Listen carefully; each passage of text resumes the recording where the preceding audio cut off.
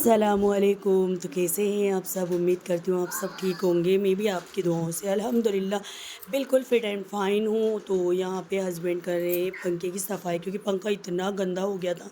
और मेरा जो आप मचान देख रहे हो ना, उसमें मेरा इतना सामान है बहुत ज़्यादा। तो हस्बैंड उसकी सफाई कर रहे हैं। तो वो कहने लगे कि आज मैं पूरे घर की सफाई करूँगा, और बस ये काम मेरे हस्बैंड से ही होते हैं, ये मुझसे नहीं होते हैं।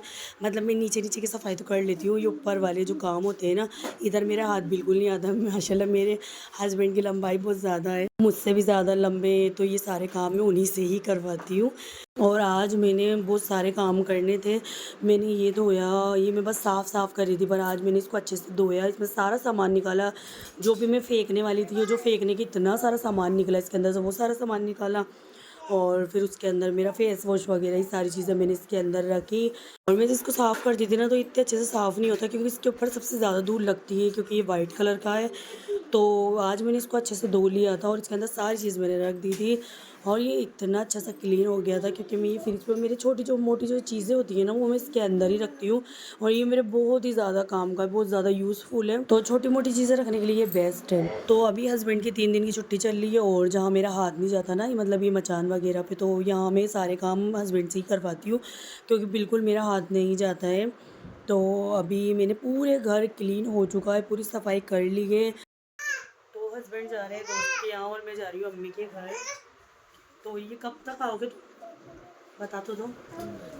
तो ये 3 बजे तक आएंगे, उसके बाद हम जाएंगे बाज़ार। और अभी मैं जा रही हूँ अम्मी, तो मैं जा रही हूँ मार्केट, और मैं हस्बैंड के साथ जा रही थी। मैं नीचे खड़ी हुई थी, उनका इंतज़ार कर रही थी, वो गाड़ी निकाल रहे थे, तो अबार और ज़ैनब को लेके जाऊँगी।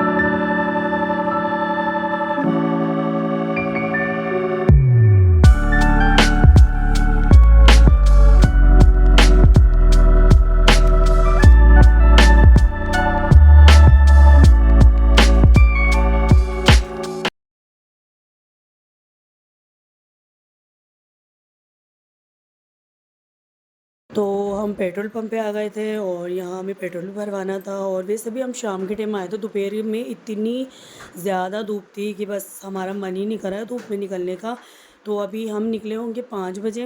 वैसे भी बच्चों के साथ में दोपहर में बिल्कुल भी नहीं निकलती, क्योंकि धूप रहती है और बच्चों को सर्द गर्म हो जाए, बच्चों की लू लग जाए, इसलिए मुझे डर लगता है। और यहाँ पे मैं आ गई थी फैंसी स्टोर पे, और यहाँ पे मुझे 2-4 चीज़ें लेनी थी। तो मैं लिपस्टिक देख रही थी, मुझे बहुत ही ज़्यादा पसंद आई। ये वाली लिपस्टिक मैंने ले भी ली थी।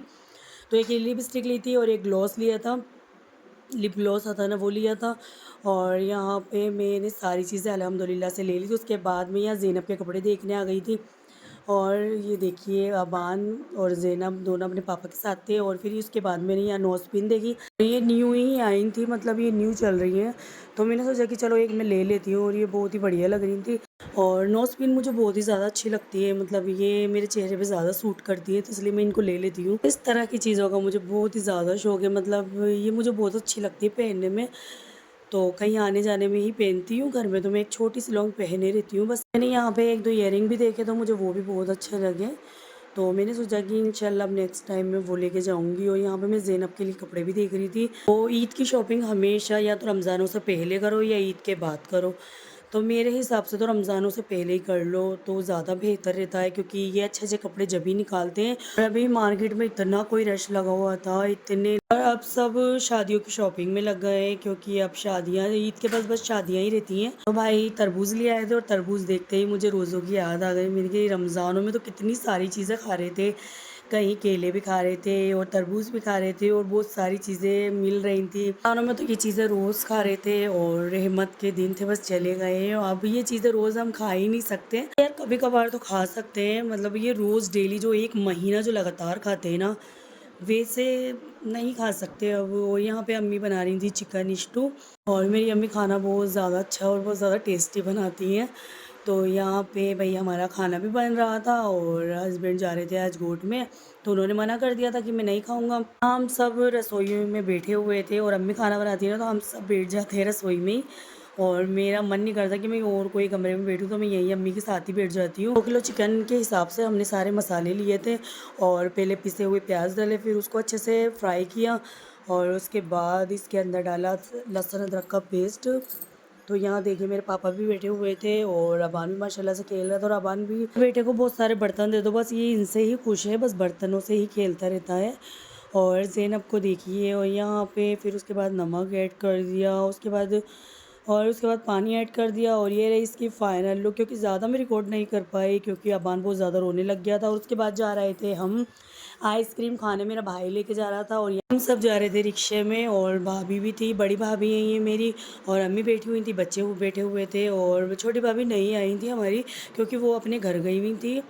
तो यहाँ पे हम सब आइसक्रीम खा रहे थे, ये आइसक्रीम के कोन आते हैं ना, ये खा रहे थे। उसके बाद हमने फालूदा आइसक्रीम होती है ना, उसका भी ऑर्डर किया था, तो हमने सोचा कि वो बाद में खाएंगे, तो अभी आपको वो भी दिखाऊंगी। और ये आइसक्रीम इतनी मज़े की थी, इतनी लाजवाब आइसक्रीम थी, बहुत ज़्यादा मज़े की आइसक्रीम थी, तो वो हमने मज़े से खाई।